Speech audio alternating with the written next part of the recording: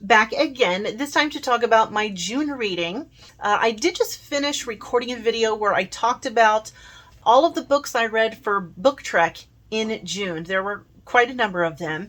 So I'm not going to mention those here, but if you are interested in seeing the Star Trek books I read in the month of June, I will link that video here for you. So even though I did mostly read Star Trek in the month of June, there were a handful of other books that I did read. None of them were all that long. The first thing I read was a short story called The Lover by Sylvia Moreno Garcia. It was a little love story, a little fairy tale-like love story that was kind of like The Big Bad Wolf, only more salacious.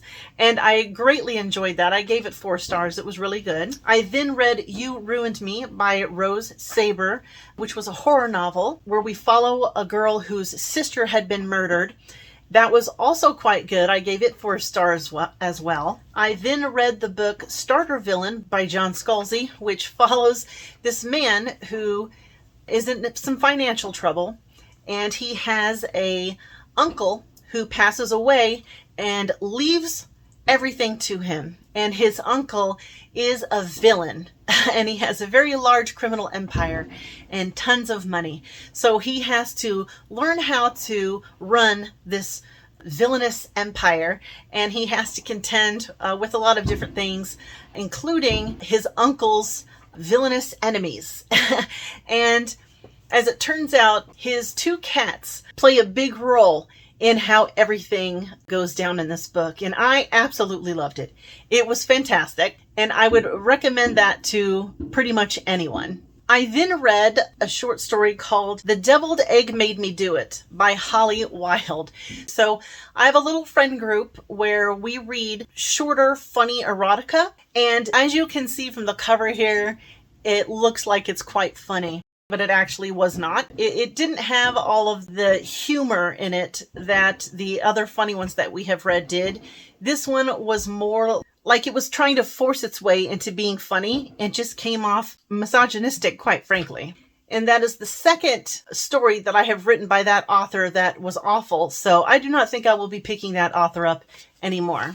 I then read a vampire romance trilogy with Becky from the Bookish Bryants. And if you're not familiar with Becky, I'll link her channel down in my description. I'm not really a romance reader, but ever since I met Becky, I have been picking romance up once in a while, either to read with her or due to her suggestion. And this one I actually quite enjoyed. It was written by the author Sylvain Renaud, who, it's my understanding, is a very popular romance writer. But this was not particularly well written, I didn't think. However, I actually did enjoy them. Overall, I thought they were a lot of fun to read, and I did enjoy the romance. It's about a woman who lives in Venice, and she is an art restorer. She works in a museum, and there is a vampire who is the ruler of the city of Venice. Some of these cities have like vampire rulers, and there's a bunch of little vampire minions under them. And she's walking home one night, and she sees a homeless man that she knows being attacked by a group of men, and when she intervenes, they turn on her, and he rescues her. So that sets up the premise for the whole trilogy. But the first one is called The Raven. The second one is called The Shadow. And the third one is called The Roman books. So when I was little, like elementary school age, I loved Little Golden books, and I had a whole bunch of Little Golden books. I no longer have them, sadly. However, the last couple of years, I have been picking up Little Golden books off and on and reading them, and I have been greatly enjoying them. I probably won't keep them. If my son ever has any children, then I will be passing these on to him. But in the meantime, I'm really having fun reading these. So the first one I read was about Jim Henson. It was sort of like an abbreviated children's version of a biography of Jim Henson. And then they have a little series based on Hasbro games. This one is Clue, and Clue was the second game that I ever bought for myself as an adult. And I really loved to play Clue when I was a kid. So this was definitely a must-read for me. And it was fun. I did like it. I then came across these books that are sort of a Little Golden Book rip-off. They're called A Little Apple Classic. And I will tell you, the quality of these books is way better than the Little Golden books. And they're prettier books, too. And they have real spines on them, unlike Little Golden books, you know, which just have the And the little golden books are real flimsy. You can see staples in it and everything. That they weren't like that when I was a kid. But these are really quality books. These are really nice. So I picked up a couple of these. This one is Jack and the Beanstalk. And though I loved the illustrations and I loved the book itself, the quality of the book itself, they didn't do a good job on the Jack and the Beanstalk story. There are several versions of this around, and they made the choice to give this version a very abbreviated storyline. And also I felt like they picked the worst elements from Jack and the Beanstalk. They didn't include any of the fun stuff like the goose or him making repeated visits to the giant or any of this other stuff that they could have. So this one was a disappointing read for me.